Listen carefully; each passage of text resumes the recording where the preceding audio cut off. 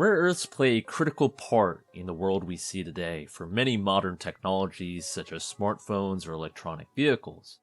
And right now, China controls nearly everything about them, from mining to refining to magnets. But one American company, MP Materials, is now at the center of Washington's plan to finally reduce that dependence. Rare earths are a group of 17 elements used in high-performance magnets which go into electronic vehicles, as I mentioned earlier, but also missiles, radars, drones, wind turbines, and jet engines. And although they are called rare earths, they aren't uncommon, but the difficult part is refining them, which can require multiple chemical processes, making it economically unviable for many countries to do them on a large scale. Currently, China is by far the dominant actor in this sector, accounting for 60% of global rare earth mining and over 90% of global refining and magnet production. And all this didn't happen by accident. China has built this massive refining capacity by accepting razor-thin profit margins and subsidizing companies so heavily that Western competitors can't survive. Some refiners operate with margins as low as 5.6%, far below the margins sought by Western companies such as BHP or Rio Tinto. China at times has weaponized this dominance, in the past with Japan, and more recently with the United States over trade issues, worrying some countries like the United States about the potential national security vulnerabilities and implications with any future weaponization of this dominance. Enter MP Materials. Currently, MP Materials runs the only operating rare earth mine in the United States, the Mountain Pass mine in California. And for most of the last decade, MP has had to ship its ore to China because America lacks significant refining capability. But that's now changing. In July 2025, the US Department of Defense announced a multi-billion-dollar deal with MP Materials to build a full US supply chain from ore to refined oxides to permanent magnets.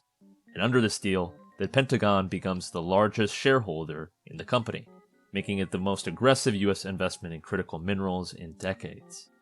A major component of the deal is a price floor, where the US government guarantees MP $110 per kilogram for key rare earths like neodymium and praseodymium for 10 years. That's far above the current market price set by Chinese producers. But why does that matter? Because current Western rare earth projects collapse when China pushes prices down. And this floor price finally gives MP a stable, predictable revenue so it can refine and produce magnets inside the US.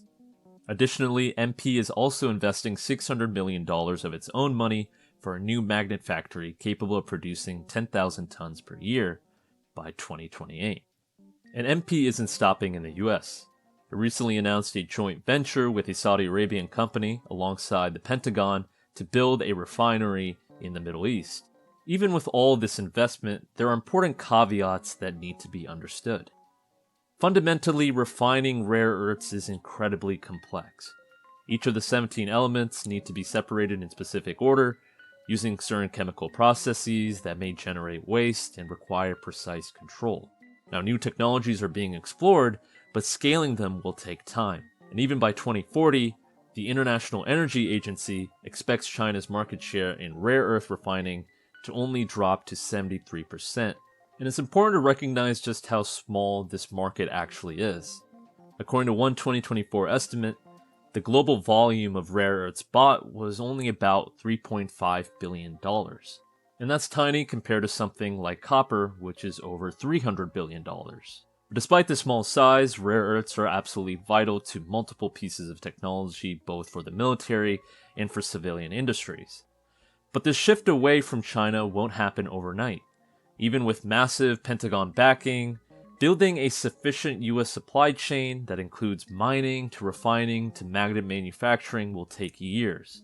And although MP Materials is taking major steps forward with the backing of the US government, reducing dependence on China is still a long-term project.